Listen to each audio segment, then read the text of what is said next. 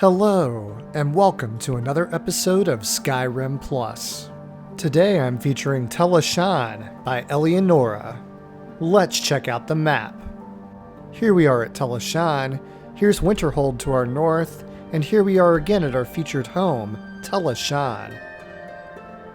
For our world space view, here's the College of Winterhold.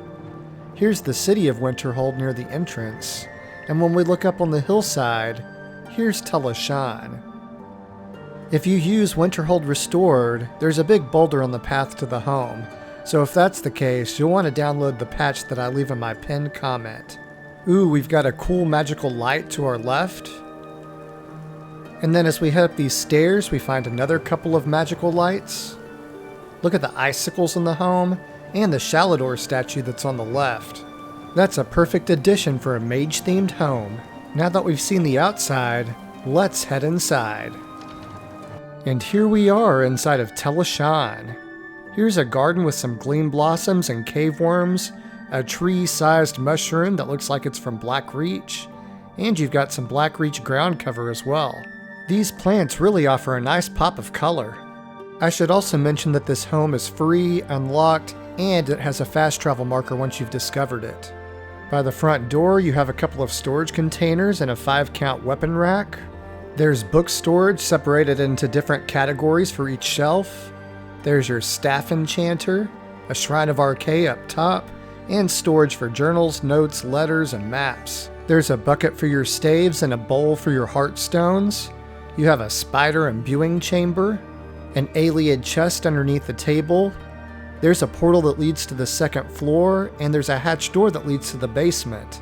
Next, we find our arcane enchanter and alchemy lab with named storage for ingredients, potions, and poisons, and she's added some attractive clutter above. That's classic Ellie. On the enchanter, you'll find an ancient crown. We'll come back to this later, but don't forget it. And then as we turn, we find some bookcases and bookshelves for your own finds. And then you have 4 mannequins to display your favorite armor sets. Here's one more look at that beautiful garden. And now we're going to head down this hatch door and check out the basement. And now we've made our way into the basement where we find a full smithing suite. We'll turn back towards the front and work our way around. Here's the ladder that we came down to enter the room. You have some weapons racks. Here's a wood chopping block and a woodcutter's axe for your firewood needs. Then you have some more weapons racks and some barrels and sacks for storage. Here's your workbench with a strong box on top that's named storage for your smithing gear.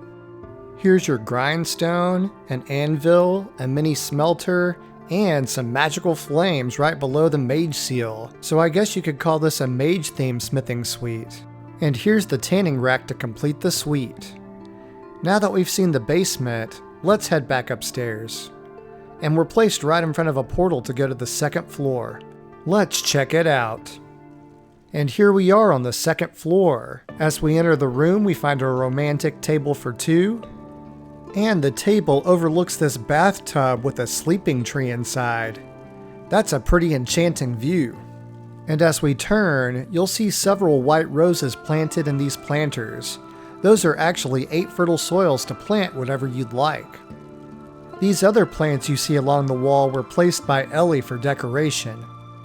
Next, we find a lamp with a shrine of Julianos, named storage for keys, a couple of wardrobes for storage, and named storage for dragon priest masks. You also have a strong box, a mannequin, and a statue of Debella. And then here's a double bed. It gives a well-rested bonus. As we pass by the bed, we find a safe, a treasure chest, a mannequin, a weapons barrel, a chest for storage, and then we find a cabinet with named storage for food, some harvestable salmon. Here's a bar area that overlooks the bathtub. Here's named storage for drinks, a cooking pot. There's a vegetable basket and named storage for baking ingredients. And then we find our oven. And now we're back to where we started. But before we head back downstairs, I wanted to show you these stairs that lead to the bathtub. And here's your bathtub. You have a couple of benches where you can sit and maybe your follower or your spouse. And you've got a nice view of the sleeping tree. I don't know about you, but I sure wouldn't mind ending the day here. Okay, now we've seen everything on the second floor. So now we're going to go back downstairs and cover one last thing that I'm sure you won't want to miss. Now that we're back downstairs, we're going to go back and find that ancient Falmer crown. Pick it up, and once you do, go to the apparel section of your inventory and equip it. If you equip this while you're inside of the home, you'll be transported inside of the Hall of Legends. This is a trophy room where you can store unique items like the Dragon Priest masks and the Mask of Clavicus Vial. You've got several mannequins to display your favorite armor sets. Here's a display for all of the Daedric items. And as we turn, we find Ysgramor with his shield and Wuthrad. Here's a display for the Elder Scrolls, the Dragonstone, and one of the maps from the game. And here are some of the important books like the Ogma Infinium, the Dreamstride, the Mythic Dawn commentaries, and you have a place for some of the important daggers like Keening and Casavane's Fang.